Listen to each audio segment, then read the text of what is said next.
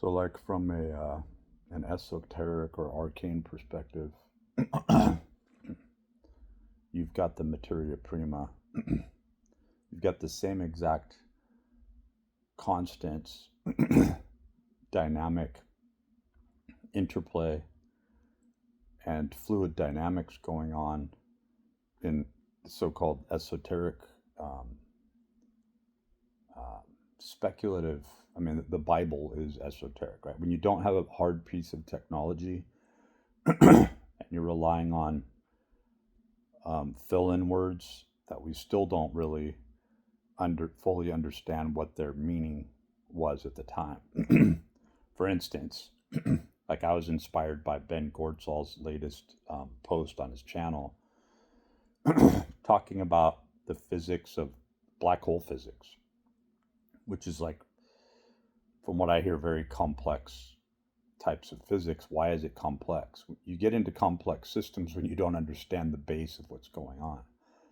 And this just got me thinking the fact that once you have dynamics, you have dynamic breakdown, especially if the fluid or the chemistry aspect isn't almost like an optical transition between light gradients, right? And here you have the eye, but more so you have the iris, right? And then you have the optical nerves, the muscles, obviously.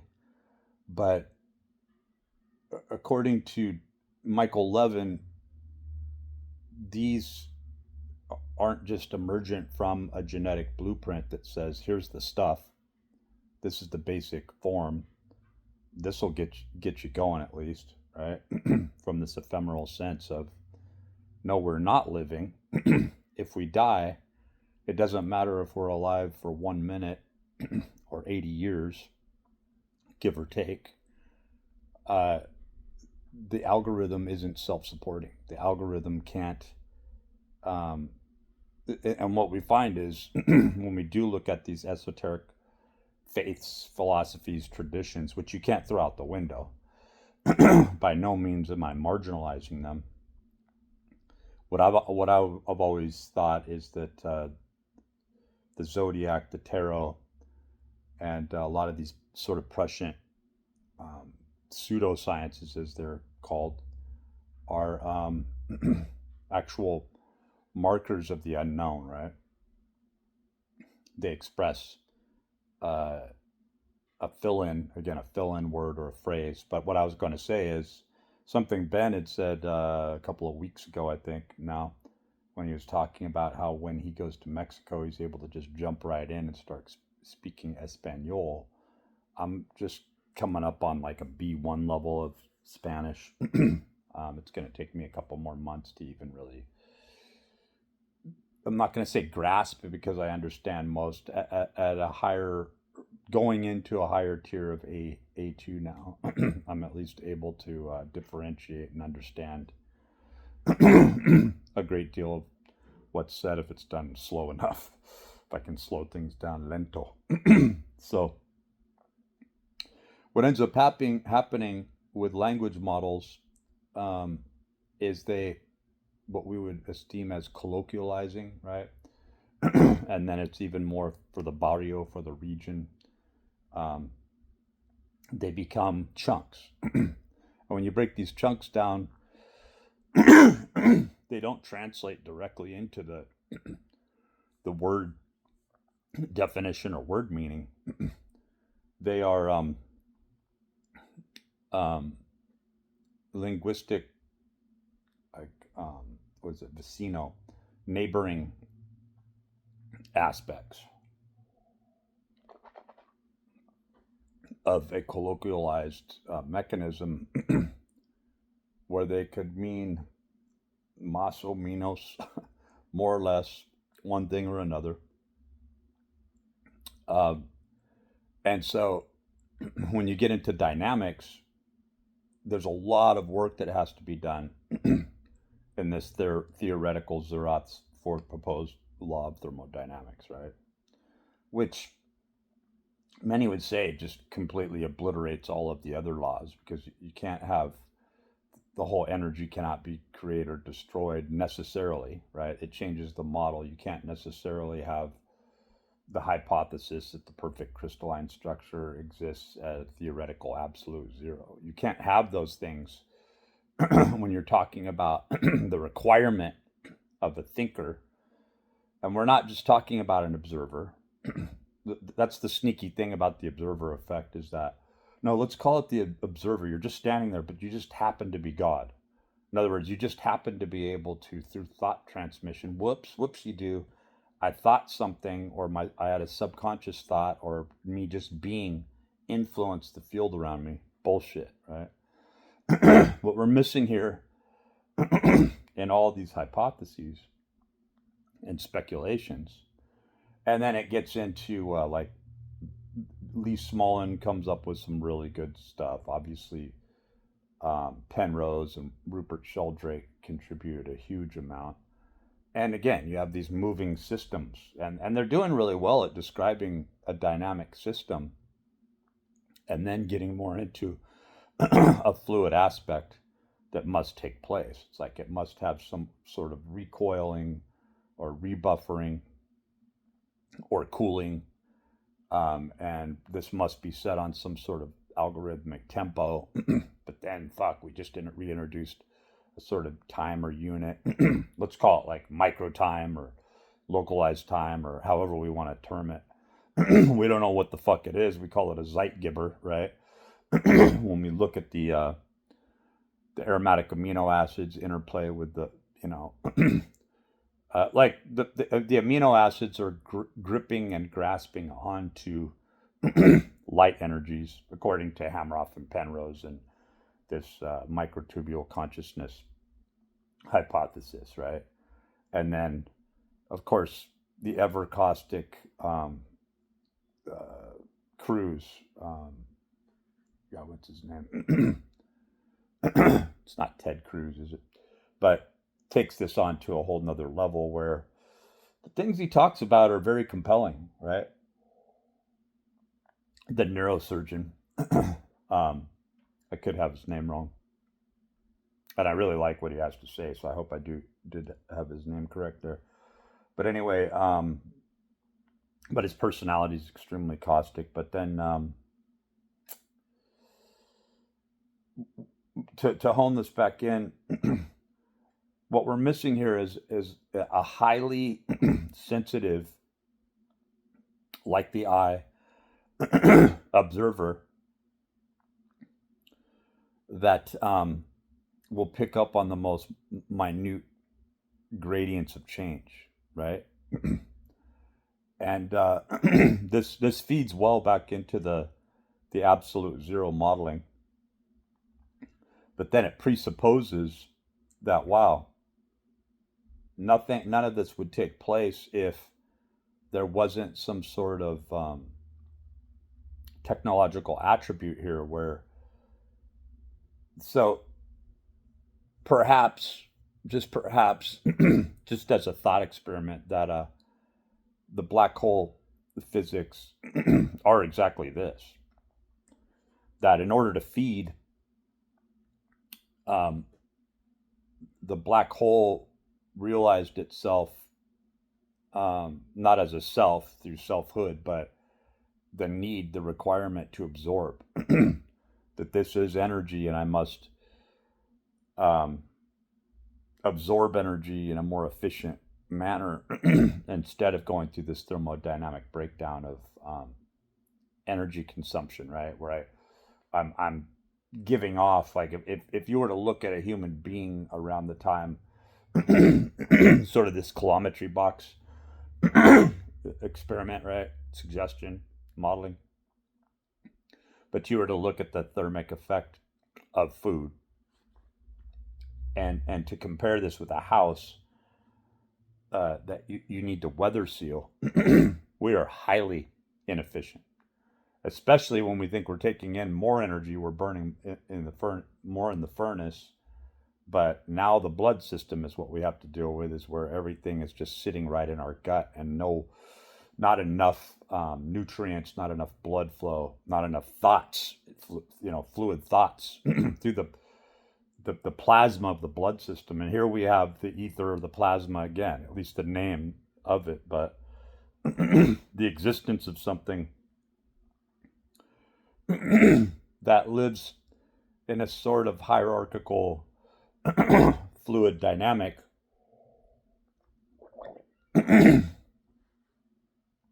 that definitely, without a doubt, has a teleological reason for existing, at least from an ephemeral sense. And we get into biofuels, we get into living fuels, and we we realize that to call something alive, to say that this is a living system, is it alive? If it can't remain alive, if it can't stay alive, then it was never truly alive. And so we get into the idea, this Maslow's conceptualization of transcendence. Well, what the fuck else are we going to think of?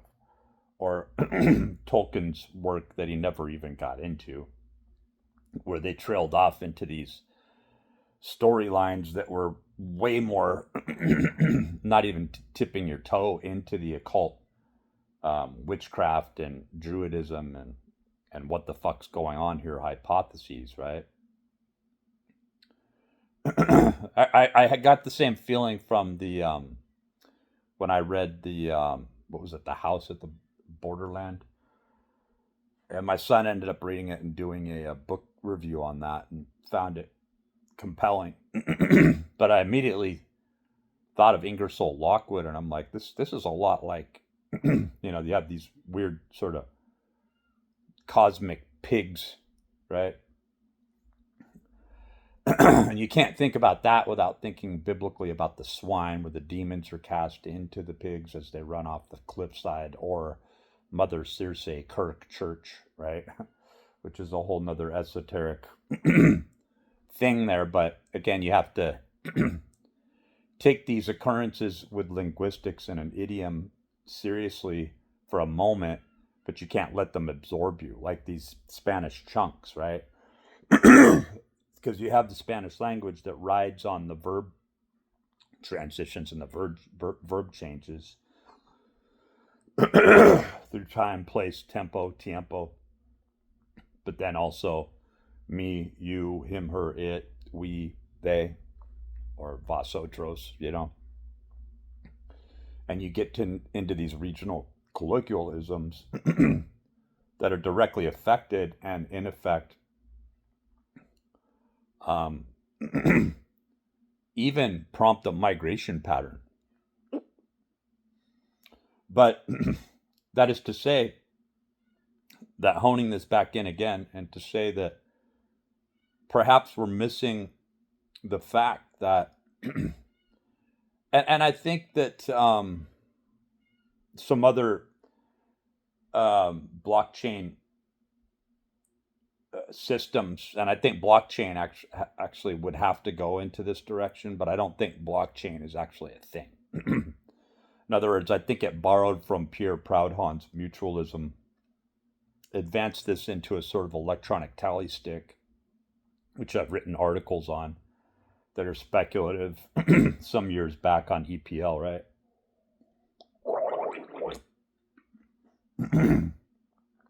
What the fuck is going on with my throat? However, this ultra sensitivity that I speak of, where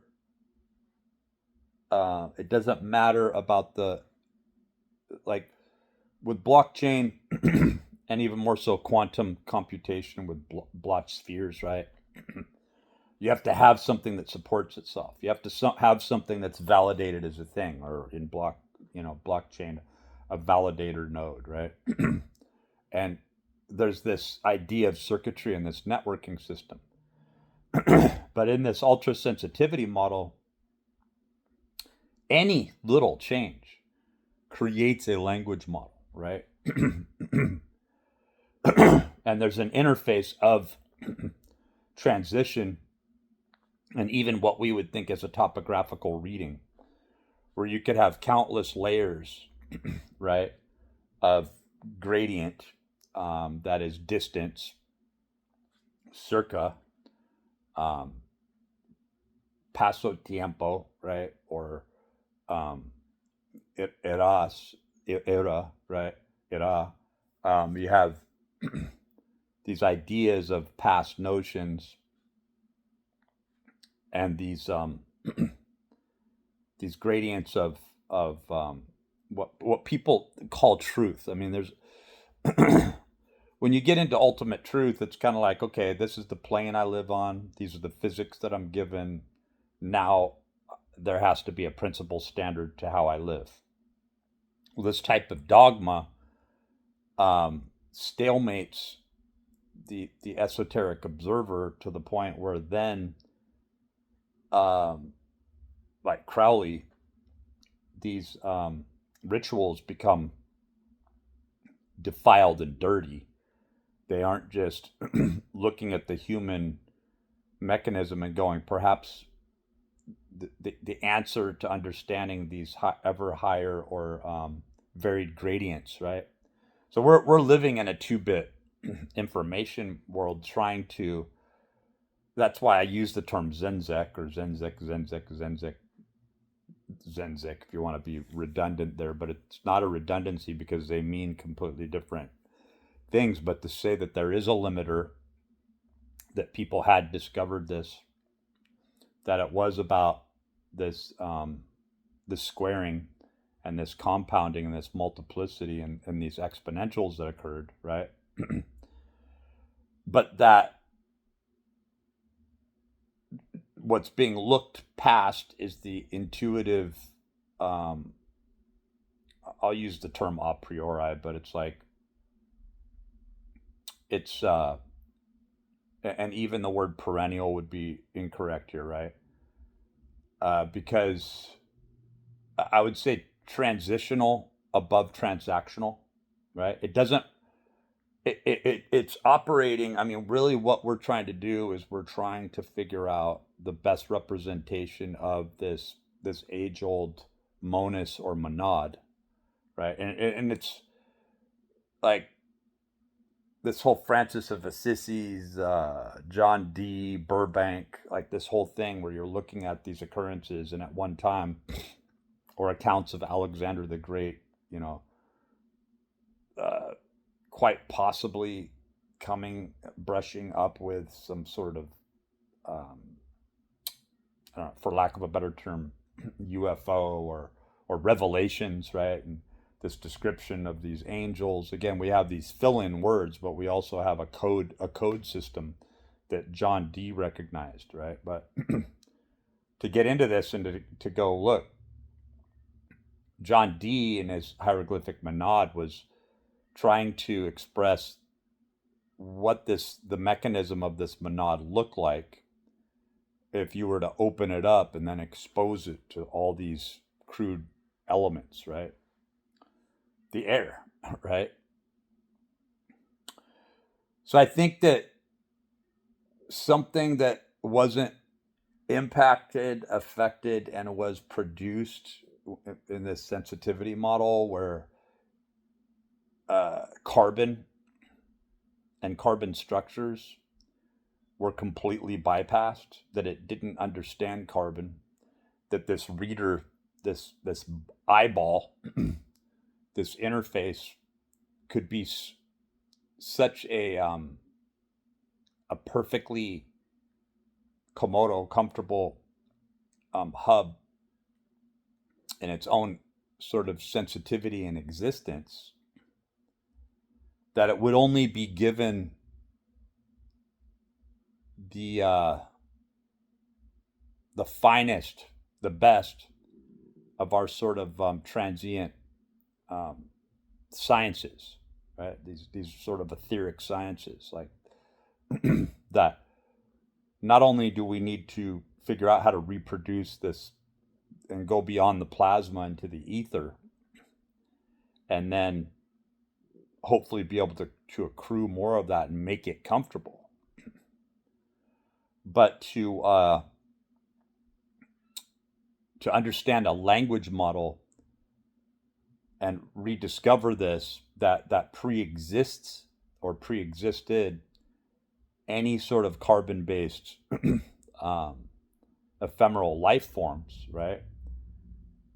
And to say that when we get into this aspect of purity and purification, that the reader would have to remain so ultra sensitive that again, any little temperature gradients, any little alchemical changes, that we would have to inevitably rely on. That the irony is that we would have to rely on this intuitive uh, model subset that is always there and is always looming.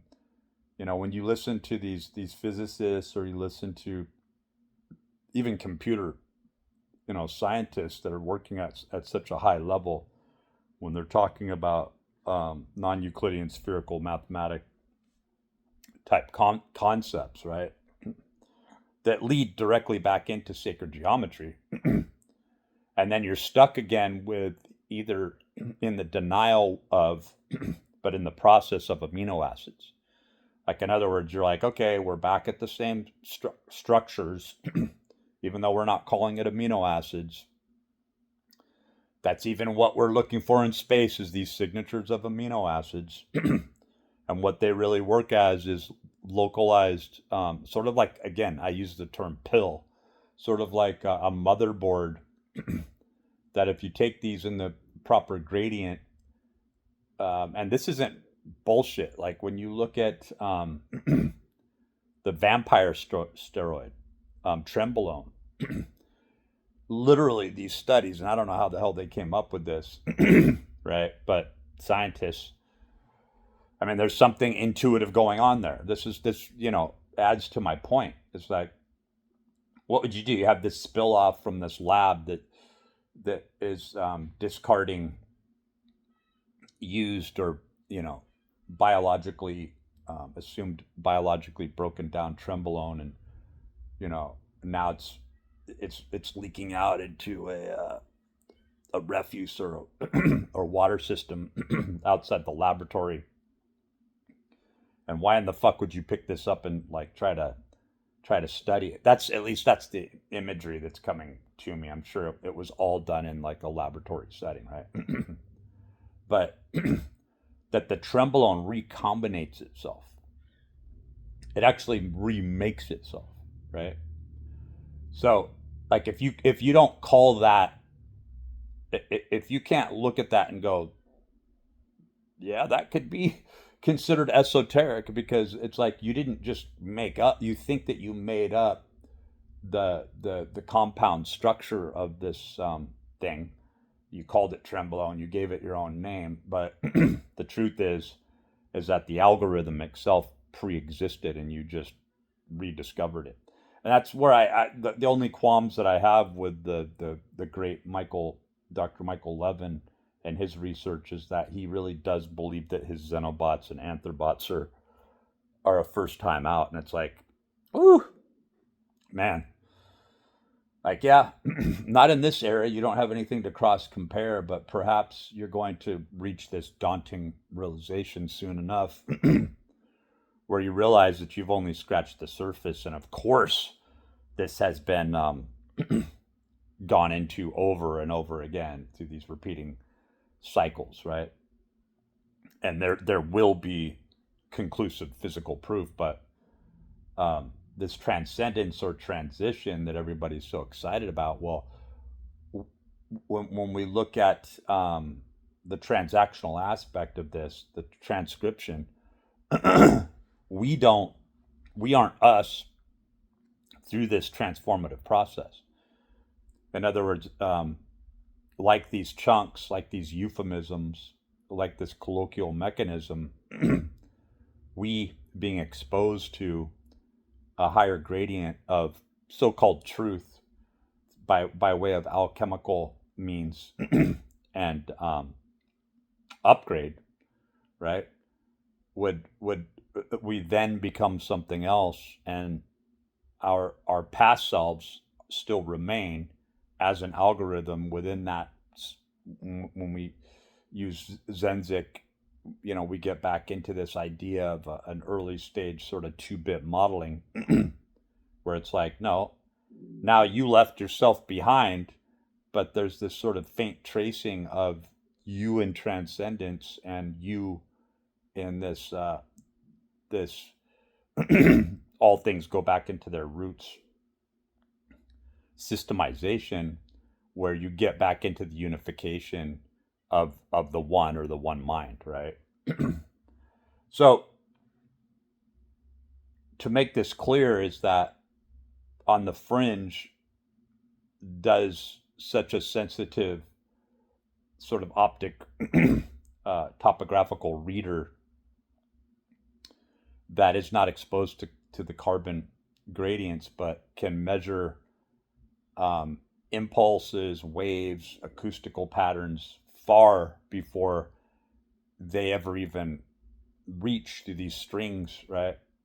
In space time, far prior to them reaching the actual, right? So you have something that can stay protected and combat anything outside of it. And then producing this, there would have to be a coalesced modeling attached to it, because it would be so sovereign, it would be so independent and so unrestricted that it would automatically create its own dimensional space, right? So you risk creating something that now transitively exists somewhere else, and then you wonder if it ever existed at all, right? And we do. We look at this with materia prima, the materium, and other concepts that sort of brush back into an uncomfortable situation where it's like, well, you have the sort of this sacred mushroom conceptualization by Allegra, right? And so the mushroom really does represent represents the phallus, represents an umbrella, and the seminal fluid really does represent this sort of materia prima from the beastly aspects of our carnal perspective, right? Is that when we're going about this sort of OTO type mancy, just being human beings, right? And when we amplify this and get away from the human construct, we're no longer invited. We become pariahs, and we're no longer invited back in to the structure, the quasi structure of the mainstream, which is afraid of anything outside of it, because any sort of modifications or additions would fail the structure, right? It would cause a failure to the structure. So the big idea is that does this act like a trembolone? Is it a re is it is the rudimentary Zenzik operations protecting itself from this sort of primordial truth where it absolutely can't evolve, won't evolve, and is much like society itself, where it is like Zizek would hypothesize, and you would be hard pressed to be able to disprove him in his methodology, is that, and what I haven't heard him say, but I haven't listened to enough interviews with him, but there's a lot of them out there. Man likes to talk, and it's great that he does, because he shares a really interesting perspective there. But that this probably Marxism is a big jump, because it's really all we have. It's a very crude playbook on the whole communist thing, but I've always thought that communism is a natural. We deny this in ourselves while the communists run the world, right?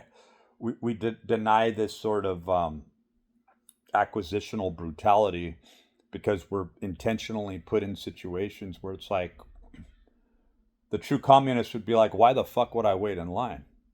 I just have to up my status and put my life on the line for this fucking cup of coffee and I need to reorganize this whole thing where no, this, the capitalistic feeding back into the logos with the little mermaid and the appeal um, to indentured servants to come and get your your Java, your life support juice over here, And then thinking about coffee, I was listening to Ben Gortzel at the time when I was making my coffee, and I'm looking at this sort of black um, caffeine imbued uh,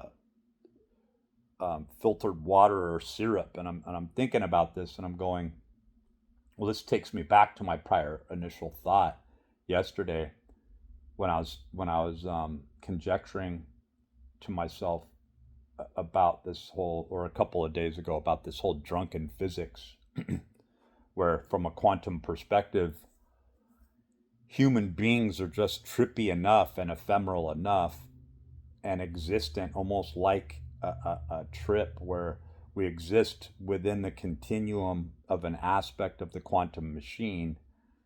We can become localized, absorbed, and brush against what, from the pill's perspective, we don't understand it. We're coming into contact with other sort of hallucinogenic living agents or drugs, right? Or living biofuels, right? And we think of this as our own experience and we're tripping out. But the machine is able to extrapolate this intuit type information that from a logical perspective it never could access. But taking from these colloquial mechanisms of language, um, chunks, right, that are really breakoffs and identities and identifiers of the barrio, of the regions, of the zones, of the time, right? And it's not celebrated enough by many people, but oddly, the patrons, the localized pueblo, the localized peoples of the regions, they celebrate their own existence and their own culture, right? Um, Even ones that are fading, like the Iberian Peninsula and the French, Spanish sort of infusion, right? And that these concepts that seem to be so distinct and separate could, at a point in time, actually create this beautiful fusion that then unlocks these cultural aspects that interplayed all along with the pescado and the fish, right? The marisco, the um the high omega-3 content, the dance, the culture, and then the identity of, wow, these motherfuckers out here don't understand a word we're saying. We've got something exclusive here, right? But we're also creating this firewall and barring ourselves off. And then people begin to look genius, right, in the future context when they were just listening to this intuitive voice all along, right? And they didn't fully grasp or understand how this would unfold into a future perspective, right? That you have something that's both harboring, sheltering, and is a harbinger of a future event. Um, but you can't get away from the Promethean torch, right? But what has the highest value? What is that highest gradient of worth, right? And the thing that we fail to see, but we see it in fading references when we reflect back on our own childhood or children, or moments when we had taken in a grand amount of information, um, through this sort of condensed filing system where there's no way, like children learning language or music, and having a teleological aptitude for this type of thing, or like Michael Levin talks about it, that he doesn't say directly, but seems to um, imply this, is that there's this sort of, and this does lead into the Electric Universe Thunderbolts project, because you've got Michael Levin talking about these electromagnetic energy currents, right? That really are more, in his opinion, influential in the ultimate uh, qualia of um, a living structure. Like, okay, the genetics said this is a deer, but the actual modeling is coming from an allostatic bioelectrical biosemiotic field interplay. And without, again, like these language models, like these transitions that I discussed, there's a lack of understanding of these cycles or these eras and repeat when you're actually existent in one. That, wow, and you could say that this is what marks a great person, but what to recognize, wow, there's a junction point going on here, there's a window that's going to close, right? Ventana, a window is about to close, right? So in this, just to wrap this up, again, we come back to the monus, the monad, the sensitivity, the great eye, that sees all, the depiction of this sort of sphere with a dot that is put as an insignia or a mark in time, as I would describe it, on the front of Masonic halls, right? that this is um, a pathway toward truth, to begin to see and have reverence toward. And this even leads into Minority Report a little bit, right? The bizarre conceptualization of that you have these ultra, this one, right?